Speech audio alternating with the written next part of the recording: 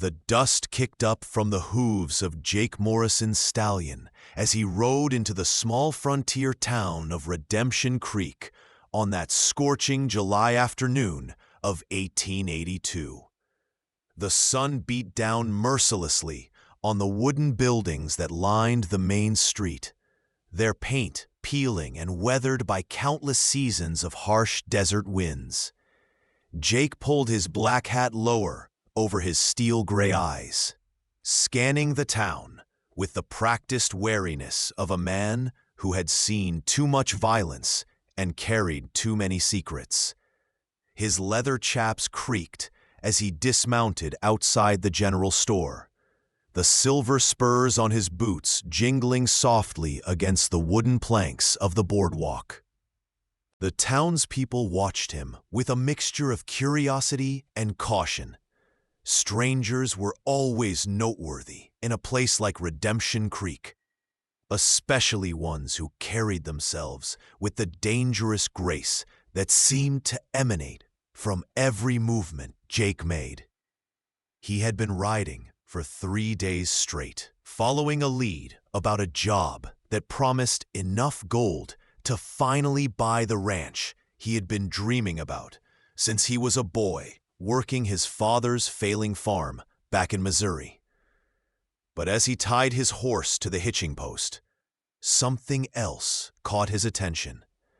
The soft sound of a woman's voice drifting from the boarding house across the street, singing a melancholy tune that seemed to speak directly to the loneliness that had been his constant companion for the past 5 years.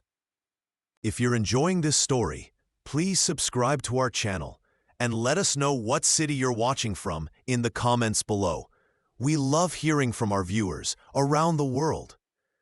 Jake found himself drawn toward that voice like a moth to flame, his boots carrying him across the dusty street without conscious thought. The boarding house was a 2-story structure with a wraparound porch adorned with hanging baskets of wildflowers that seemed impossibly vibrant against the harsh backdrop of the desert landscape. As he climbed the steps, the singing stopped abruptly, replaced by the sound of hurried footsteps and a door closing somewhere inside the building. He knocked on the front door, his calloused knuckles rapping against the sun-bleached wood, and waited. When the door opened, Jake felt as though he had been struck by lightning. The woman standing before him was perhaps 30 years old, with auburn hair that caught the afternoon light like burnished copper, and green eyes that held depths of sorrow and strength in equal measure. She wore a simple blue dress that had seen better days, but it couldn't diminish the natural elegance that seemed to radiate from her very being. Her hands, he noticed, bore the calluses of hard work, and there was a wariness in her expression that spoke of recent loss and the kind of pain that changes a person forever. "Can I help you, mister?" she asked, her voice carrying a slight tremor that she tried to hide behind a mask of polite formality. Jake removed his hat, revealing dark hair that was slightly too long and bore the marks of a man who spent more time under the open sky than in civilized company. "Ma'am, I'm looking for a room for the night. The name's Jake Morrison." She studied him for a long moment, her green eyes taking in everything from his well-worn but quality boots to the Colt .45 that hung low on his hip. There was something about this stranger that both frightened and intrigued her, a wildness that seemed barely contained beneath his polite exterior, and yet also a gentleness in the way he held his hat and kept his voice soft and respectful. "I'm Catherine Walsh," she said finally, stepping aside to let him enter. "I run this boarding house. It's 50 cents a night, meals included." As Jake stepped into the cool interior of the boarding house, he caught the scent of lavender and fresh bread, a combination that reminded him of home and comfort and all the things he had been searching for without even realizing it. The main room was simply furnished but clean, with lace curtains at the windows and a stone fireplace that would provide warmth during the cold desert nights. Catherine led him up a narrow staircase to a small but tidy room on the second floor, her skirts rustling softly as she moved. "Supper's at 6, she said, her hand resting on the doorframe as she prepared to leave. "And Mr. Morrison." He turned to look at her, struck again by the way the light from the window seemed to create a halo around her auburn hair. "Yes, ma'am. This is a respectable establishment. I trust you'll conduct yourself accordingly." There was steel in her voice now, the kind of strength that comes from having to protect oneself and one's reputation in a world that could be unforgiving to women alone. Jake nodded solemnly. "You have my word, Mrs. Walsh." Something flickered in her eyes at the title. Pain, perhaps, or the ghost of a memory that still had the power to wound. "It's Miss Walsh now," she said quietly, and then she was gone, leaving Jake alone with the growing certainty that his life had just taken a turn he hadn't expected. That evening at supper, Jake found himself seated at a long wooden table with the other boarders. A traveling salesman named Hartwell who talked too much about his wares, an elderly prospector called Old Pete who claimed to know the location of a lost gold mine, and a young schoolteacher named Miss Emily who had come west to bring education to the frontier children.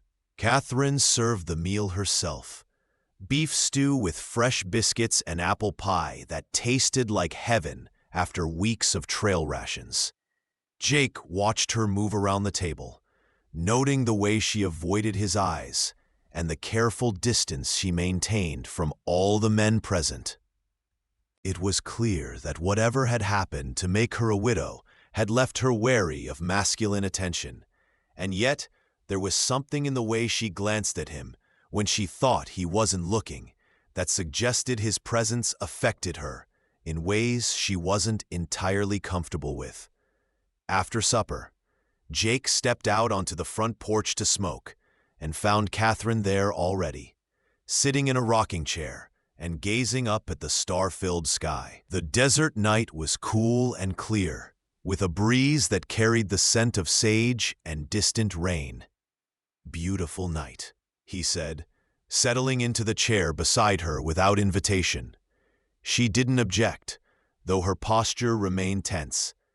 "It's one of the few things I love about this place," she admitted. "The stars seem so much brighter here than they did back in Philadelphia." "Philadelphia's a long way from here. What brought you west?" Catherine was quiet for so long that Jake thought she wouldn't answer. When she finally spoke, her voice was barely above a whisper. "My husband, Thomas. He had dreams of striking it rich in the gold fields. We came out here 3 years ago, full of hope and plans for the future." She paused, her hands gripping the arms of the rocking chair. "He died in a mine collapse last winter. Left me with nothing but debts and this boarding house that barely keeps me fed." Jake felt something twist in his chest at the pain in her voice. He had known loss himself, his parents, his brother in the war, friends who had fallen to bullets and disease, and the countless dangers of frontier life. But there was something about Catherine's quiet grief that touched him more deeply than his own experiences had prepared him for. "I'm sorry for your loss," he said, and meant it. "Thomas was a good man," she continued, as if she needed to say the words aloud. "Kind and gentle and full of dreams. He deserved better than to die in a hole in the ground, chasing fool's gold." There was bitterness in her voice now, and Jake understood that her husband's death had left her not just grieving, but angry at the world that had taken him from her. They sat in comfortable silence for a while, listening to the distant howl of coyotes and the soft creak of the rocking chairs. Finally, Catherine spoke again. "What about you, Mr. Morrison? What brings a man like you to Redemption Creek?" Jake considered his answer carefully. There were things about his past that he wasn't ready to share with anyone, let alone a woman he had just met. But there was something about Catherine that made him want to be honest, to lay down the burden of secrets he had been carrying for so long. "I'm looking for work," he said finally. "Heard there might be opportunities here for a man with my particular skills." "And what skills would those be?" There was a note of wariness in her voice, as if she suspected the answer might not be entirely legal or moral. Jake's hand moved unconsciously to the gun at his hip. "I'm good with horses, good with a gun, good at finding things that don't want to be found." It wasn't the whole truth, but it wasn't a lie either. Catherine studied his profile in the starlight, taking in the hard lines of his face and the way his eyes never stopped moving, always watching for potential threats. "You're a bounty hunter," she said, and it wasn't a question. Among other things, Jake turned to look at her directly. "Does that bother you?" Catherine considered this. In her old life in Philadelphia, the answer would have been an immediate yes. Bounty hunters were rough men who lived by violence and operated outside the boundaries of civilized society. But her time in the West had taught her that survival sometimes required a different set of rules, and she had learned not to judge a man solely by his profession. "I suppose it depends on what kind of men you hunt," she said finally. "The kind that deserve hunting," Jake replied, and there was something in his voice that convinced her he meant it. As the night grew later and the other boarders retired to their rooms, Jake and Catherine remained on the porch, talking in low voices about their pasts and their hopes for the future. She told him about her childhood in Philadelphia, the daughter of a shopkeeper who had dreamed of adventure and romance. He told her about growing up on a farm in Missouri, about losing his family to disease and violence, about the years he had spent drifting from town to town with no real purpose beyond survival. There was an ease to their conversation that surprised them both, as if they had known each other for years rather than hours. When Catherine finally rose to go inside, Jake stood as well, his natural courtesy overriding the part of him that wanted to prolong this unexpected connection. "Thank you for the conversation, Miss Walsh. It's been a long time since I've had such pleasant company." Catherine paused at the door, her hand on the handle. "Mr. Morrison?" "Yes, ma'am." "Be careful tomorrow. Whatever business brings you to Redemption Creek, this town has a way of being harder on strangers than it appears." There was genuine concern in her voice, and Jake felt that unfamiliar warmth in his chest again. "I'll keep that in mind. Good night, Catherine." The use of her first name hung in the air between them, intimate and unexpected. Catherine felt her cheeks flush in the darkness, and she hurried inside without another word, leaving Jake alone on the porch with the growing realization that his carefully ordered life was about to become very complicated indeed. The next morning dawned clear and hot, with the promise of another scorching day ahead. Jake rose early, as was his habit, and made his way downstairs to find Catherine already in the kitchen, preparing breakfast for her boarders. She wore a different dress today, green cotton that brought out the color of her eyes, and her hair was pinned up in a practical style that nevertheless managed to look elegant.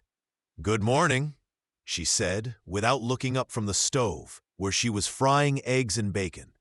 "Coffee's on the table." Jake poured himself a cup of the strong black coffee and settled at the table, watching her work. There was a grace to her movements that spoke of years of practice, but also a tension that suggested she was very aware of his presence. "Sleep well?" he asked. "Well enough." Catherine's tone was carefully neutral, but Jake caught the slight flush that colored her cheeks and knew that she had been as affected by their conversation the night before as he had been. The other boarders began to filter down for breakfast, and the kitchen filled with the sounds of conversation and clinking cutlery. Jake ate in relative silence, his attention divided between the excellent food and the woman who had prepared it. When the meal was finished and the other guests had departed for their daily activities, Jake lingered at the table, reluctant to leave the warm domesticity of Catherine's kitchen. "I should be going," he said, finally, though he made no move to rise. "Business to attend to." Catherine nodded, but she didn't ask what kind of business, and Jake was grateful for her discretion. He stood and placed his hat on his head, then paused at the kitchen door. "Catherine?" She looked up from the dishes she was washing, soap suds clinging to her hands. "Would you mind if I called on you again this evening, after my business is concluded?" The question hung between them, loaded with implications that neither was quite ready to examine too closely. Catherine's heart began to beat faster, and she felt a flutter of something she hadn't experienced since before Thomas's death. Anticipation, excitement, the dangerous thrill of possibility. Yes, I think that would be acceptable." Jake smiled then, a real smile that transformed his harsh features and made Catherine's breath catch in her throat. "Until this evening, then."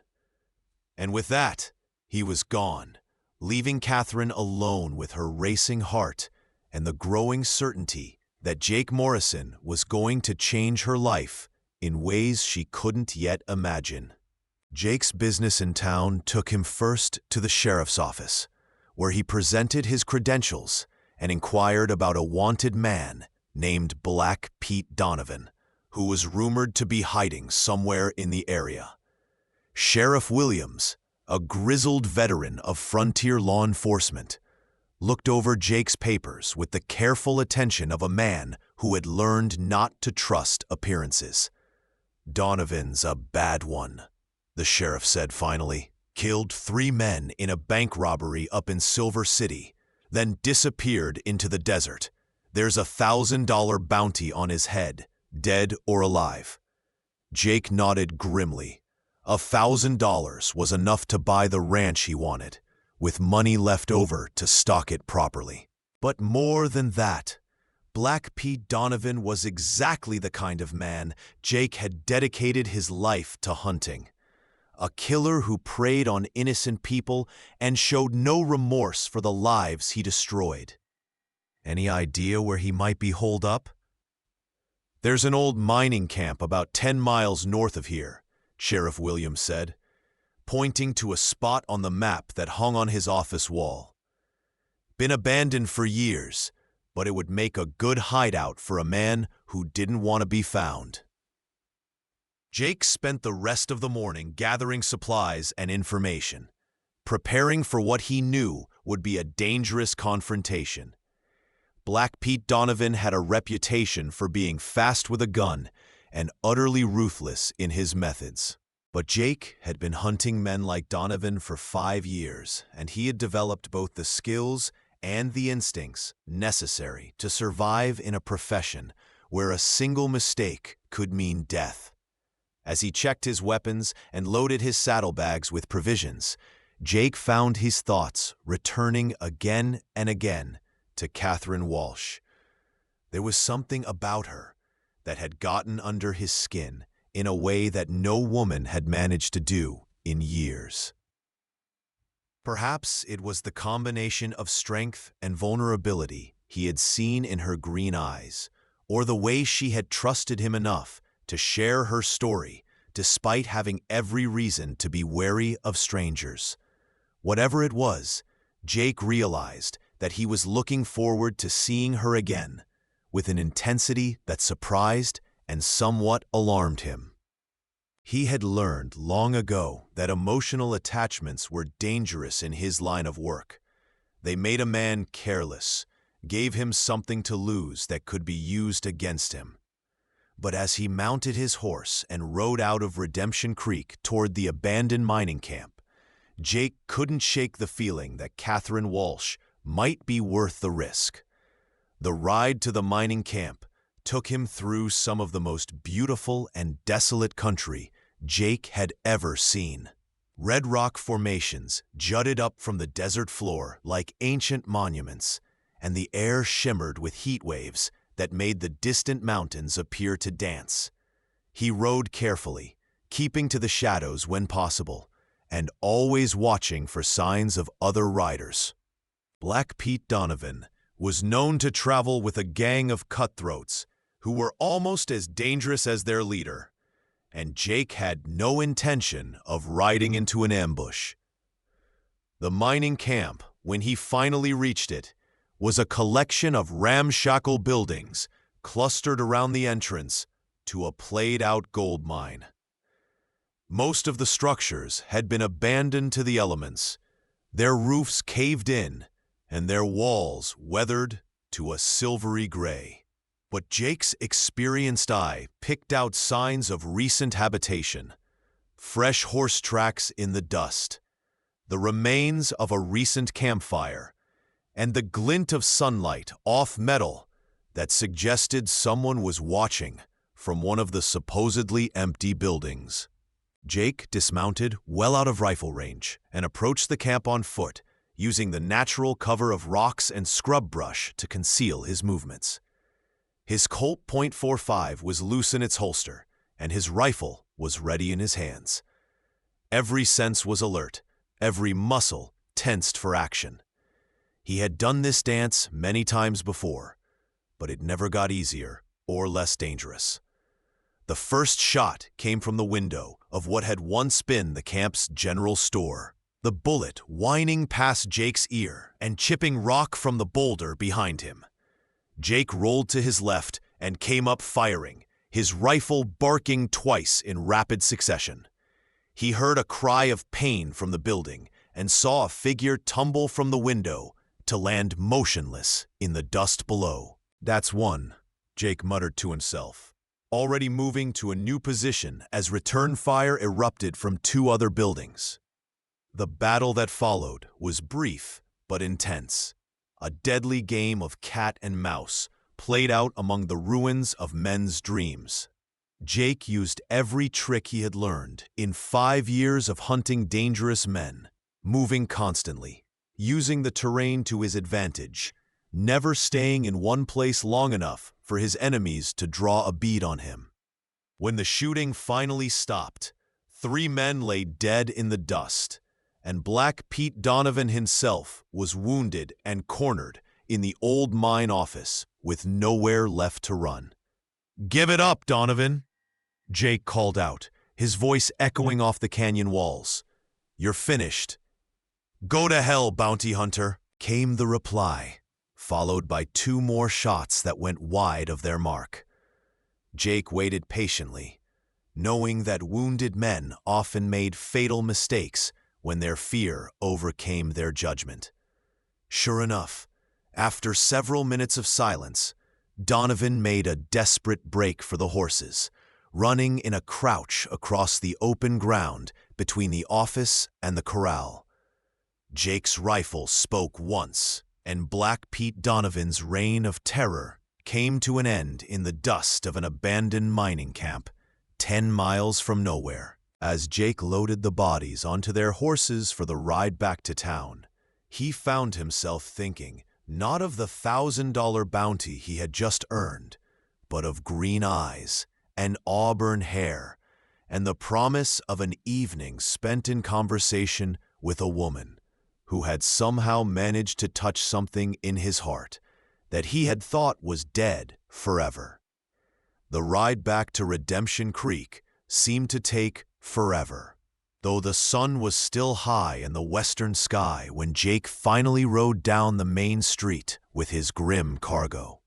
Word of his success spread quickly through the small town, and by the time he had delivered the bodies to Sheriff Williams and collected his bounty, a small crowd had gathered to stare at the man who had single-handedly taken down Black Pete Donovan and his gang.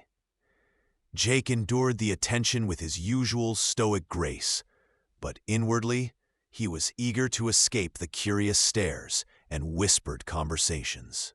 He had never been comfortable with the notoriety that came with his profession, preferring to do his job quietly and move on to the next town, the next hunt, the next dangerous man who needed to be brought to justice. But as he walked back toward the boarding house, Jake realized that for the first time in years, he wasn't thinking about moving on. The thought of leaving Redemption Creek, of leaving Catherine, filled him with an unexpected sense of loss. When he knocked on the door of the boarding house, Catherine answered so quickly that he suspected she had been watching for his return from one of the front windows. Her green eyes searched his face anxiously, looking for signs of injury or distress. "You're all right?" she said, and there was relief in her voice that made Jake's heart skip a beat. "I heard the shooting from town. I was worried." "I'm fine," Jake assured her, removing his hat as he stepped into the cool interior of the boarding house. "The job's done. Donovan won't be hurting anyone else." Catherine nodded, but Jake could see that the knowledge of what he had been doing, the violence that was such a routine part of his life, troubled her. It was a reaction he had seen before from decent people who live their lives within the boundaries of civilization, and it always served as a reminder of how far outside those boundaries his own life had taken him. "Would you like some coffee?" Catherine asked, her natural hospitality overcoming her discomfort. "And perhaps something to eat? You must be hungry after," she trailed off, unable to finish the sentence. "That would be very kind of you," Jake said gently. "But first, I'd like to clean up a bit. I'm afraid I'm not fit company for a lady at the moment." Catherine showed him to the washroom behind the kitchen, where he scrubbed away the dust and sweat of the day's work. When he emerged, she had set out a simple meal of cold chicken and fresh bread, along with a pot of coffee that filled the kitchen with its rich aroma. They ate in relative silence, the easy conversation of the previous evening replaced by a tension that neither seemed quite sure how to address. Finally, Catherine set down her coffee cup and looked directly at Jake. "Does it ever bother you?" she asked quietly. "The killing, I mean. Taking a man's life, even when he deserves it?" Jake considered the question carefully. It was one he had asked himself many times over the years, usually in the dark hours before dawn when sleep eluded him, and the faces of the men he had killed seemed to hover at the edges of his vision. "Every time," he said finally, "the day it stops bothering me is the day I'll hang up my guns and find another line of work." Catherine seemed surprised by his honesty. "Then why do you do it?" "Surely there are other ways to make a living, even out here." "Because someone has to," Jake replied. "Men like Black Pete Donovan don't stop killing just because decent people wish they would. They keep going until someone stops them permanently, and there aren't many men willing or able to do that job." He paused, his gray eyes meeting her green ones across the table. "I've seen what happens to towns, to families, when men like Donovan are allowed to run free. I've seen the graves of innocent people who died because no one was willing to stand up to the wolves that prey on the sheep." Catherine was quiet for a long moment, absorbing his words. When she spoke again, her voice was soft but steady. My Thomas used to say that every man has to find his own way of making the world a little better than he found it. I suppose hunting down killers is one way of doing that. What was his way? Jake asked. He wanted to build things, Catherine said, a sad smile crossing her face. Houses, schools, churches, anything that would help turn a rough frontier town into a real community. He had such dreams. Her voice trailed off, and Jake saw the pain that still lived in her eyes when she spoke of her dead husband. He sounds like he was a good man, Jake said sincerely. He was. Too good for this harsh country, perhaps. Too trusting, too willing to believe that everyone shared his vision of what the West could become. Catherine's hands tightened around her coffee cup. The men who owned the mine where he died knew it was dangerous. They knew the supports were failing, but they kept sending men down anyway because they were more concerned with profits than with lives. Thomas died because of their greed, and they faced no consequences for it. There was anger in her voice now, a bitter fury that Jake recognized because he had felt it himself many times. It was the anger that came from seeing injustice go unpunished, from watching the powerful prey on the weak with impunity. What happened to them? He asked. Nothing. They closed the mine, sold their interests to someone else, and moved on to destroy other lives in other places.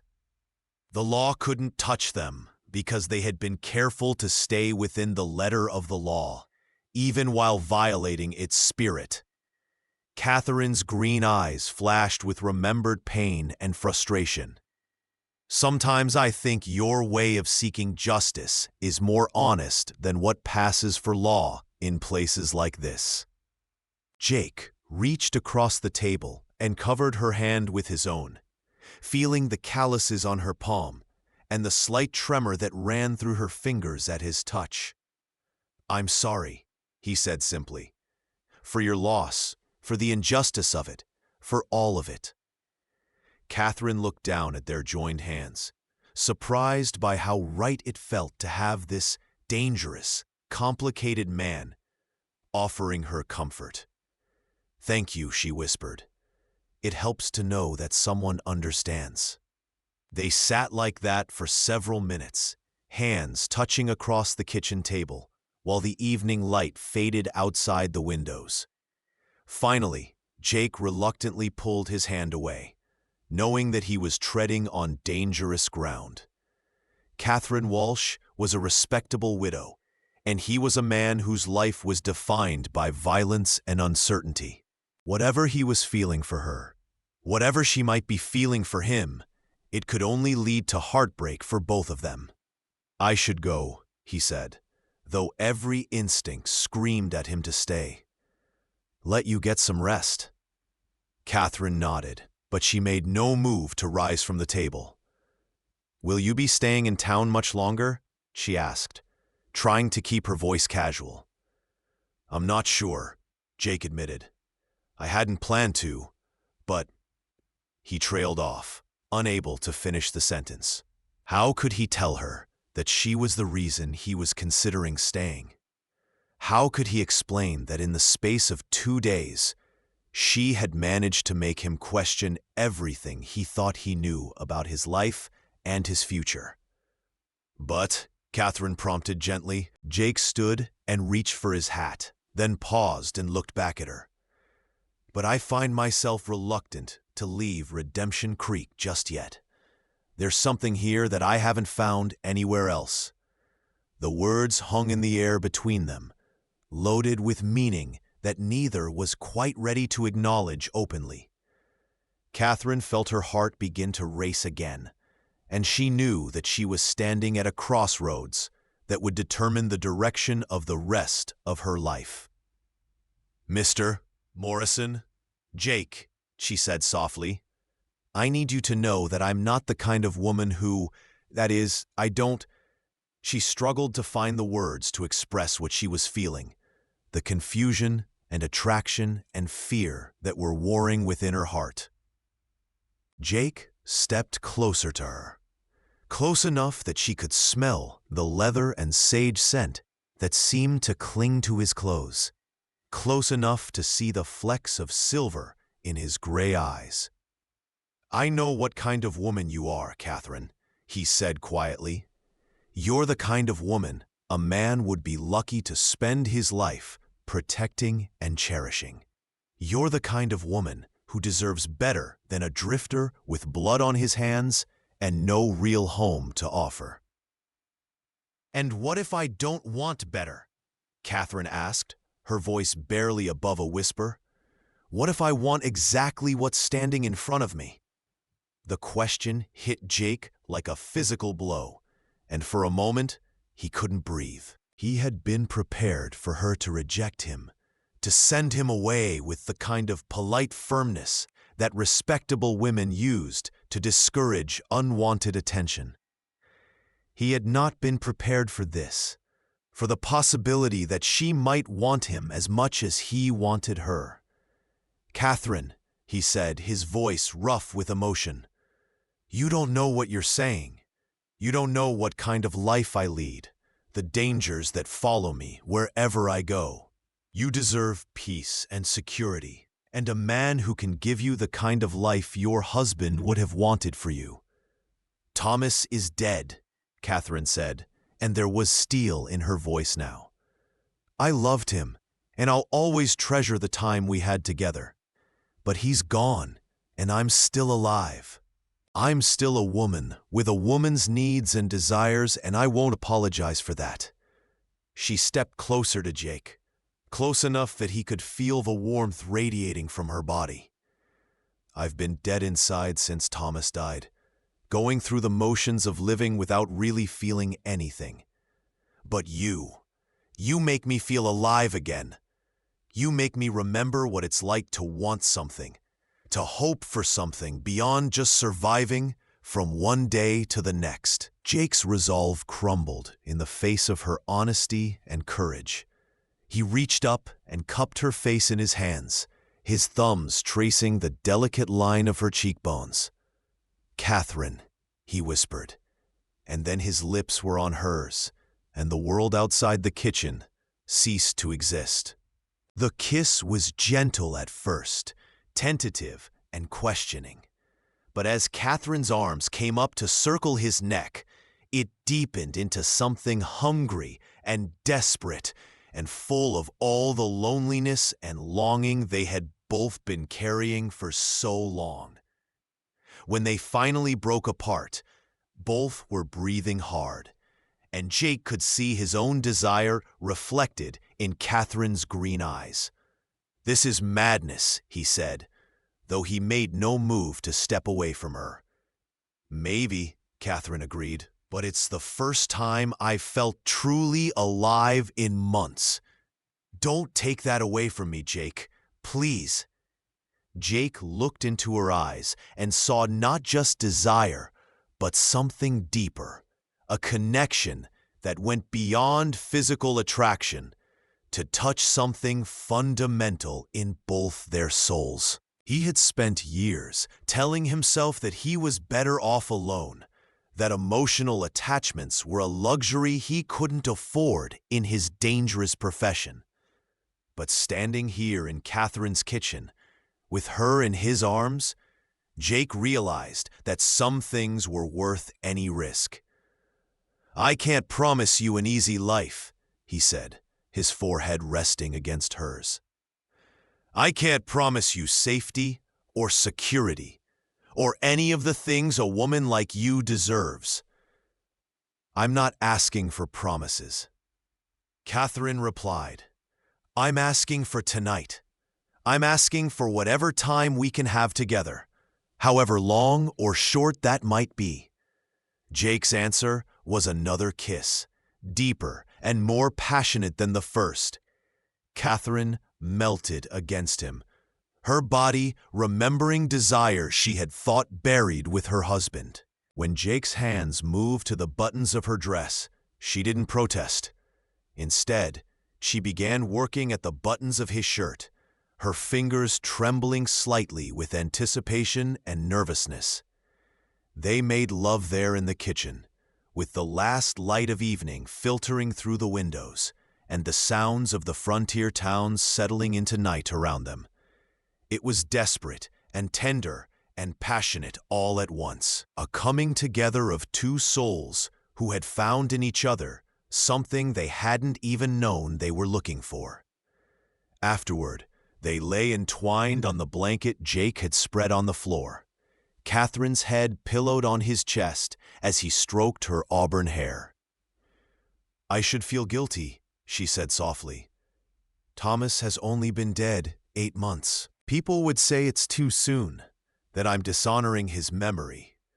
"What do you say?" Jake asked, his voice rumbling in his chest beneath her ear. Catherine was quiet for a long moment, considering. "I say that Thomas loved me enough to want me to be happy, even if that happiness came from someone else. I say that life is too short and too uncertain to waste time worrying about what other people think." Jake tightened his arms around her, marveling at how perfectly she seemed to fit against him. "You're an extraordinary woman, Catherine Walsh. And you're an extraordinary man, Jake Morrison, even if you don't believe it yourself." They talked quietly as the night deepened around them, sharing stories and dreams and fears with the kind of intimacy that usually took months or years to develop. Jake told her about his childhood on the farm, about watching his parents die of fever, and his brother fall at Gettysburg.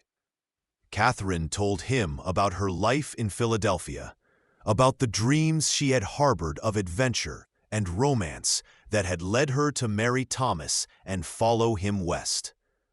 "Do you ever regret it?" Jake asked. "Coming west, I mean. Leaving behind everything you knew for an uncertain future?" "Never," Catherine said without hesitation. "Even with all the pain and loss, I don't regret it.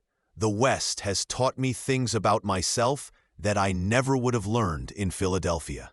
It's shown me that I'm stronger than I ever imagined, that I can survive things I never thought possible." She traced patterns on Jake's chest with her fingertip.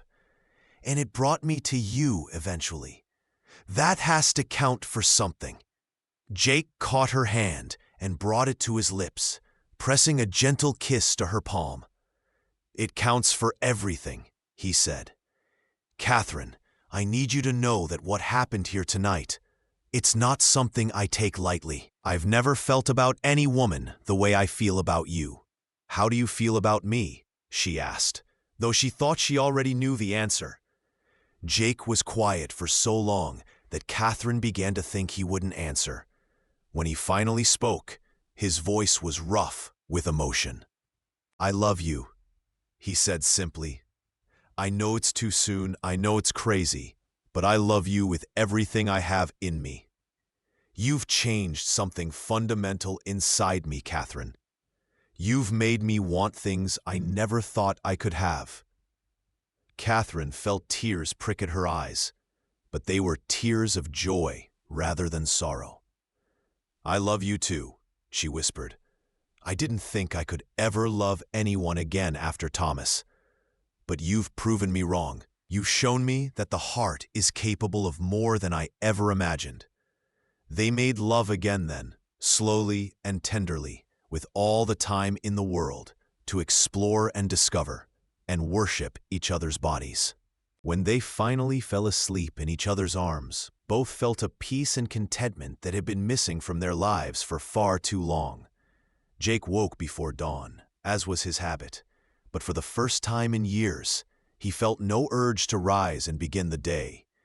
Instead, he lay still and watched Catherine sleep, marveling at the way the early morning light painted her skin with gold and made her auburn hair glow like burnished copper. She was beautiful, but more than that, she was his. The thought filled him with a fierce protectiveness and a joy so intense it was almost painful. Catherine stirred in his arms, her green eyes fluttering open to meet his gray ones. "Good morning," she said softly, a smile playing at the corners of her mouth. "Good morning, beautiful," Jake replied, pressing a gentle kiss to her forehead. "Sleep well?" "Better than I have in months," Catherine admitted. "You?" "Like a baby," Jake said, and realized it was true. The nightmares that usually plagued his sleep had been held at bay by Catherine's presence, replaced by dreams of a future he had never dared to imagine. They lay together in comfortable silence for a while, listening to the sounds of the town waking up around them. Finally, Catherine sighed and began to sit up. "I should start breakfast," she said reluctantly. "The other boarders will be expecting it." Jake caught her hand and pulled her back down beside him. "Let them wait a few more minutes," he said, nuzzling her neck. "I'm not ready to share you with the world just yet." Catherine laughed, a sound of pure happiness that made Jake's heart soar. "You're going to get me in trouble, Jake Morrison." "I certainly hope so," he replied, with a grin that transformed his usually serious face. "What kind of trouble did you have in mind?" "The kind that involves you staying in Redemption Creek permanently," Catherine said, her tone light, but her eyes serious. "The kind that involves you giving up the bounty hunting and finding a different way to make a living. The kind that involves you marrying me and helping me turn this boarding house into a real home." Jake's breath caught in his throat. He had been hoping for exactly this, but hearing Catherine say the words out loud made it seem both more real and more impossible. "Catherine," he said carefully, "you know I want that more than anything, but I don't have any other skills, any other way to make a living. Bounty hunting is all I know." "That's not true," Catherine said firmly. "You're good with horses. You said so yourself. And you're obviously intelligent and capable. There are other ways to use those skills, ways that don't involve risking your life every time you leave town." Jake sat up, running his hands through his hair as he considered her words. "Even if I could find other work, there's still the matter of my reputation. People know what I am, what I've done. That kind of thing follows a man." "Let it follow you," Catherine said, sitting up beside him and taking his hands in hers. "You've never killed anyone who didn't deserve it. Never taken a life except in the service of justice. There's no shame in that, Jake. If anything, you should be proud of the work you've done." "And what about the men I've killed who had friends, family members, who might come looking for revenge? What about the danger I'd be bringing to your door?" Catherine's grip on his hands tightened. "We'll face whatever comes together," she said. "I'm not some fragile flower who needs to be protected from the realities of life, Jake. I've already lost one husband to this country's violence. I won't lose another to his own fear." Her words hit him like a slap, and Jake realized that she was right. He was letting fear dictate his choices. Fear of not being good enough for her. Fear of bringing danger into her life. Fear of losing the peace and happiness he had found in her arms. But Catherine had already faced the worst that life could throw at her, and emerged stronger for it. She deserved a man who was willing to fight for their future together, not one who ran away at the first sign of difficulty. "You're right," he said finally. "I've been a coward, making excuses instead of fighting for what I want." "What do you want, Jake?" Catherine asked softly. Jake looked into her green eyes and saw his future reflected there. A future filled with love and laughter and the kind of domestic happiness he had never dared to dream of. "I want you," he said simply. "I want to wake up next to you every morning for the rest of my life. I want to help you run this boarding house and maybe expand it into something bigger. I want to be the kind of man you can be proud to call your husband." Catherine's smile was radiant. "Then that's what we'll do," she said. "We'll build a life together, here in Redemption Creek.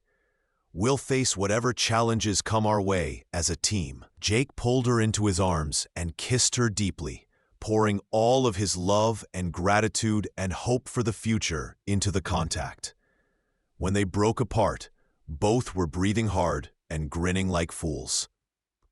"I love you, Catherine Walsh," Jake said, "and I'm going to spend the rest of my life proving that you made the right choice in taking a chance on a broken-down bounty hunter." "You're not broken down," Catherine said firmly. "You're exactly what I need, exactly what I've been waiting for without even knowing it. And Jake?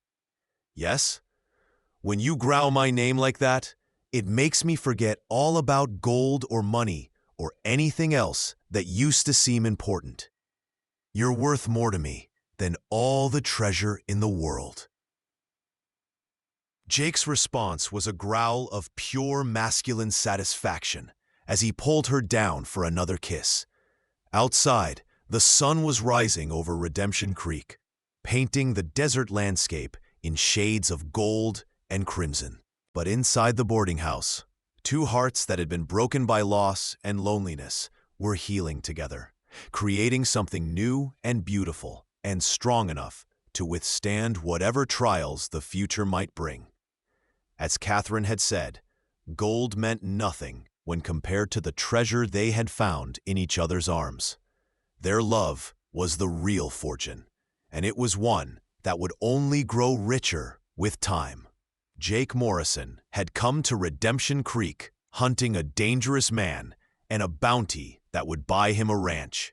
Instead, he had found something infinitely more valuable, a woman who loved him for exactly who he was, and a future that promised all the happiness and peace he had never dared to hope for. And Catherine Walsh, who had thought her heart was buried with her husband, had discovered that love could bloom again in the most unexpected places, with the most unlikely man. Together, they would build a new life in the harsh but beautiful country they both loved, proving that sometimes the greatest adventures begin not with a journey into the unknown, but with the courage to open one's heart to love.